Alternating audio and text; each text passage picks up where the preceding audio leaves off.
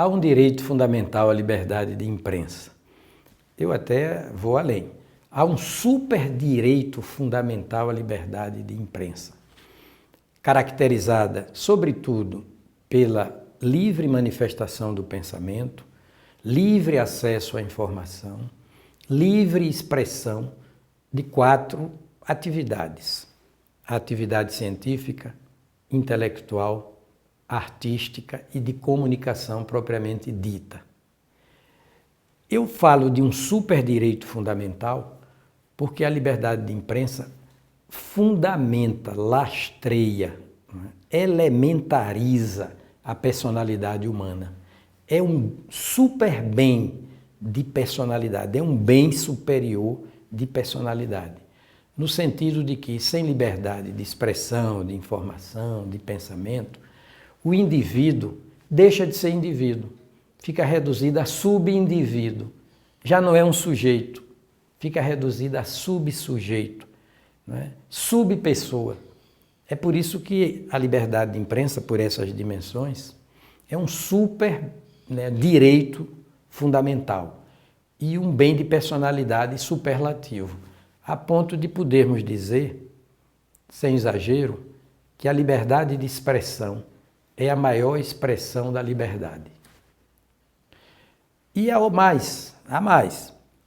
Enquanto a democracia é condição para o gozo de princípios, de valores, que dão grandeza, sentido, propósito à existência humana, como pluralismo, liberdade, igualdade, transparência, moralidade, a democracia como chave de ignição de tudo mais, condição para o gozo desses valores também elementares, essenciais, quintessenciais.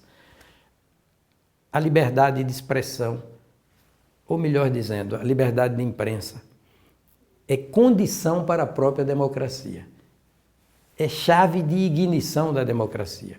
Podemos até dizer que democracia e liberdade de expressão se coimplicam por um modo tal que tomam a dimensão de irmãs siamesas. São irmãs siamesas.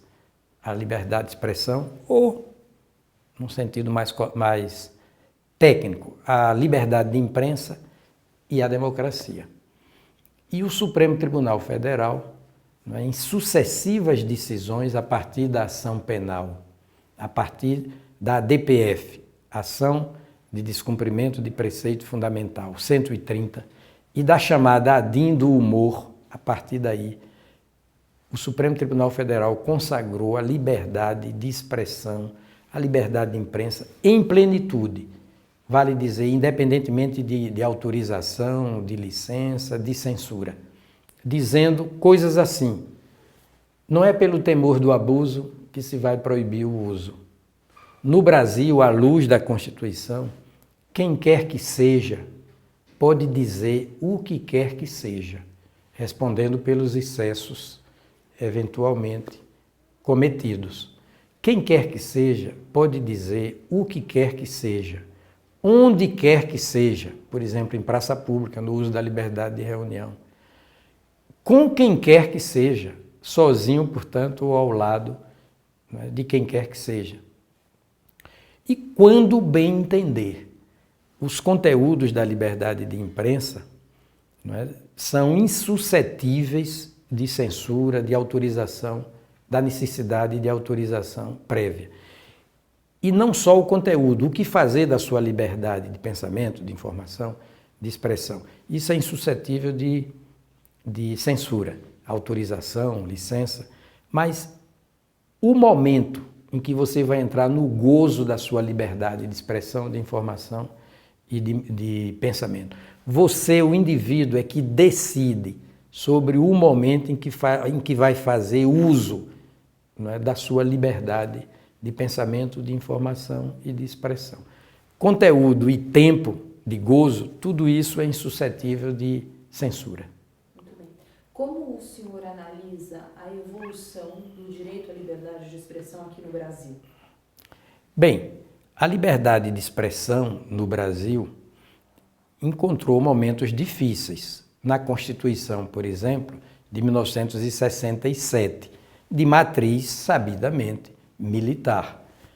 Com a emenda de 69, também de matriz militar, as coisas pioraram ainda mais. Porém, com essa Constituição de 1988, a liberdade de expressão encontrou o seu ponto, digamos, de glorificação. Estamos vivendo o apogeu, o auge, né, da liberdade de expressão em nosso país. Excelente. Eu gostaria agora que o senhor citasse alguns exemplos das consequências para a democracia quando falta esta tão essencial liberdade de expressão. Bem, vou fazer só um link aí, para que você tenha uma ideia. Os dois primeiros fundamentos da República Federativa do Brasil estão no artigo 1º, incisos 1º e 2º da Constituição. Que fundamentos são esses? Soberania popular e cidadania. O cidadão precisa de interação livre uns com os outros, os cidadãos.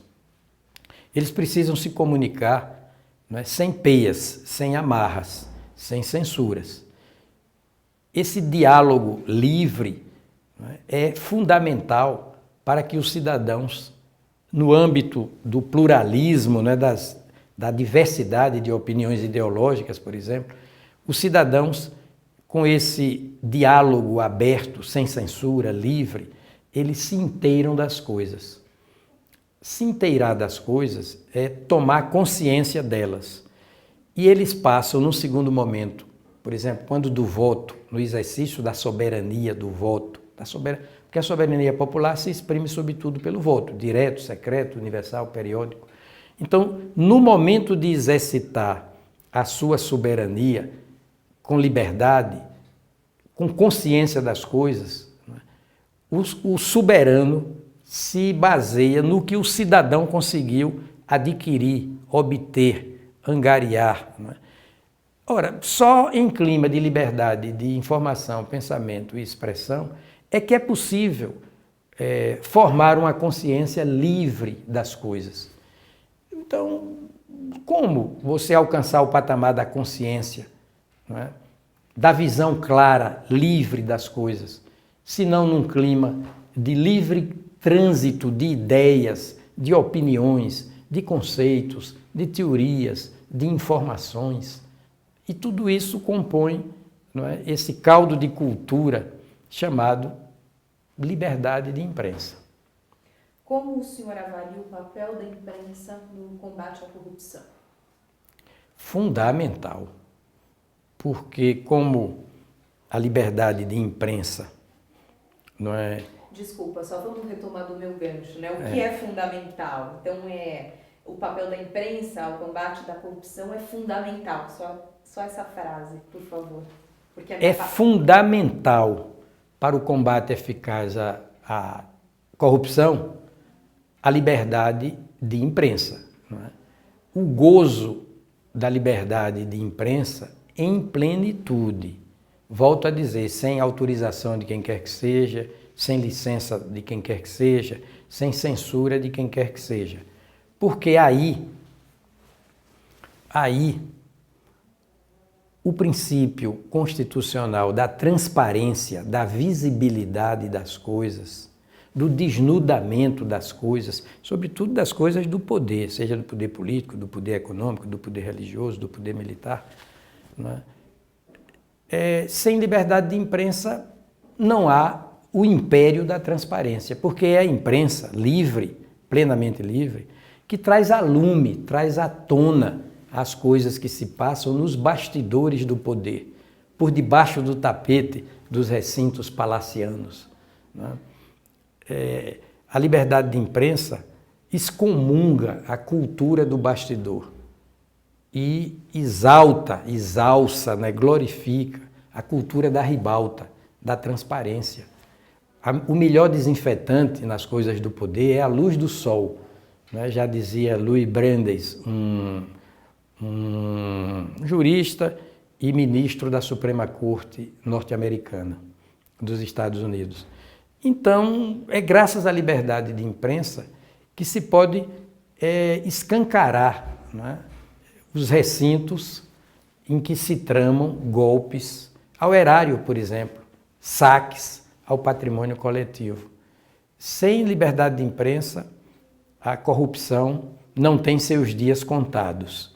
Com liberdade de imprensa, a corrupção, por sistêmica, enquadrilhada que seja, está com seus dias contados.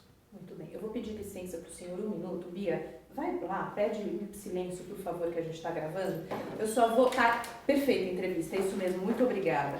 Eu só vou repetir mais uma pergunta e se o senhor puder responder essa pergunta de uma forma bem concisa, para ajudar a gente na edição, eu agradeço, tá? A pergunta é repetitiva, qual a importância da liberdade de expressão para a democracia, tá? Tá. Podemos repetir? Isso. Então tá, desculpa, só um minutinho, que ela vai... Vamos lá? Podemos? Pode continuar. Então, eu gostaria que o senhor repetisse a seguinte pergunta. Qual a importância da liberdade de expressão para a democracia? Total, completa.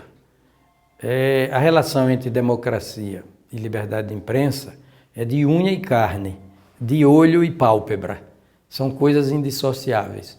Se você pegar a Constituição Democrática Brasileira, vai perceber que o pluralismo, a diversidade de opiniões, o pluripartidarismo, tudo é fundamento da República, né?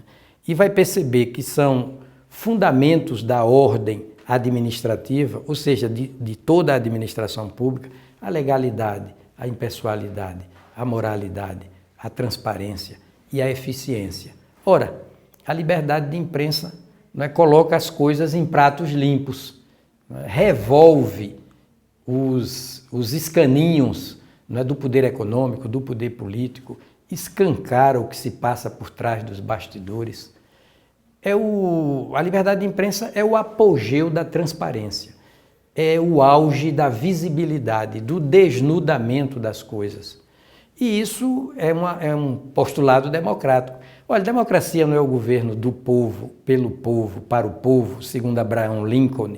Essa definição lincolniana é atualíssima. Então, o povo precisa saber das coisas, se inteirar das coisas. Ele tem o direito de participar da vida pública, porque é a vida dele mesmo. E a liberdade de imprensa é essa ponte, não é, necessária entre os meandros do poder e a ciência das coisas do poder pela coletividade. O deputado Miro Teixeira, numa frase feliz, numa observação feliz, diz que a liberdade de imprensa possibilita uma visão alternativa das coisas. Porque sem a liberdade de imprensa, nós só teríamos uma explicação chapa branca, oficial das coisas. Então, a liberdade de imprensa possibilita uma alternativa de conhecimento das coisas. É uma tentativa de resgatar as coisas na sua pureza, na sua factualidade mais depurada. E para terminar, mais uma repetitiva, prometo que terminamos, tá? A imprensa realmente funciona como uma aliada da justiça? Bem, a imprensa hoje cobre as atividades da justiça a partir do Supremo Tribunal Federal. Como a imprensa acompanha o dia a dia do Supremo Tribunal Federal. E isso significa, pela imprensa, uma vigília popular mais intensa sobre os exercentes do Poder Judiciário. Isso é maravilhoso. O Poder Judiciário precisa também de acompanhamento do seu trabalho, de crítica do seu trabalho, pelo maior número possível de pessoas. Thomas Jefferson dizia que o preço da liberdade era e é a eterna vigilância. Então, a eterna vigilância popular, a eterna vigilância cidadão é que tem o condão de depurar os costumes públicos. Os costumes, né, do Poder Judiciário, do Poder Legislativo, do Poder Executivo. E a imprensa faz essa ponte necessária, né, entre a vigília popular e o exercício do poder público.